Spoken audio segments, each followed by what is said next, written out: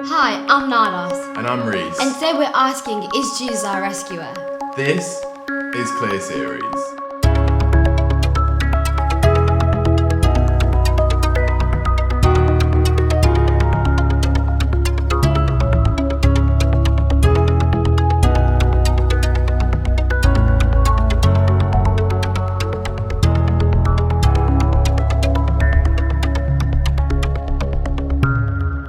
You only need to scroll through your newsfeed for 5 minutes to see that society is broken on a global scale. Most of us are so desperate to see solutions for the trouble and injustice we see in our world. When you grow up watching comic book films, you get used to seeing everything going bad, but then a superhero steps in the last minute to save the day.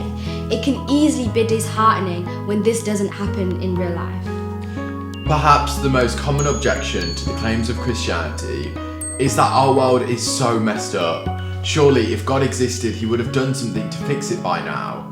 The list of problems around us is endless, but the root cause is often the same. When we think about issues like injustice, crime, or poverty, it doesn't take long to figure out that humans are the heart of the problem. Whatever you call the symptom, the sickness is humanity's selfishness. No matter how much we try to progress in society, it can feel like we're spiritually drowning and we don't know how to save ourselves. Let's use an analogy to think about this idea of being rescued for a minute.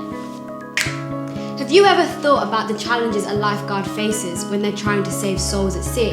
The first big problem they have is when swimmers panic and try everything they can to stay afloat in their own strength. When people fight, splash, and fail so hard to save themselves, they often end up exhausted by their own failed attempts.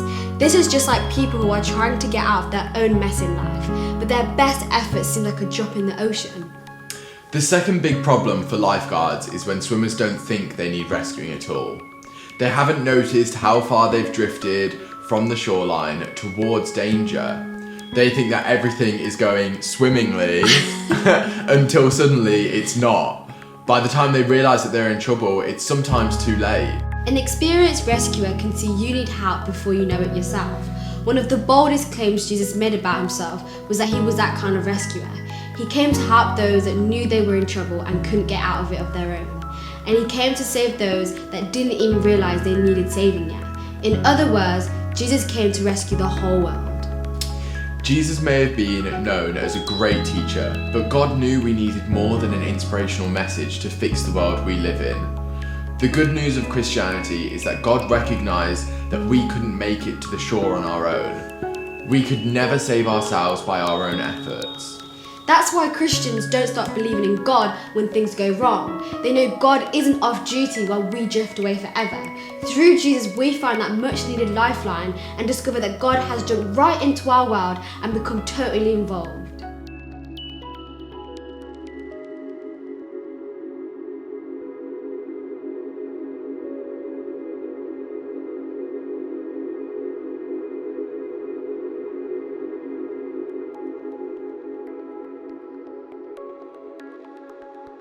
Stop and think about some of the worst moments in movies, books, and especially in life. It's when the hero, the beloved character, or someone close to you dies.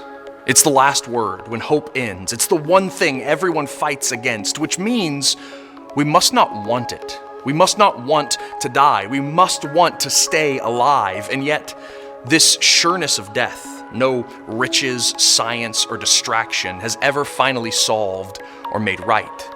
And that is why we need a rescuer. Someone outside our system of pain and death who can live in a way that undoes pain and show that the grave does not have to be it. And that's exactly what Jesus said his death and resurrection did. He showed that those who trust him will raise from their graves just like he did. Yet, while alive, they also get to do what Jesus did for the hurting and abused. They get to join his mission of worldwide rescue.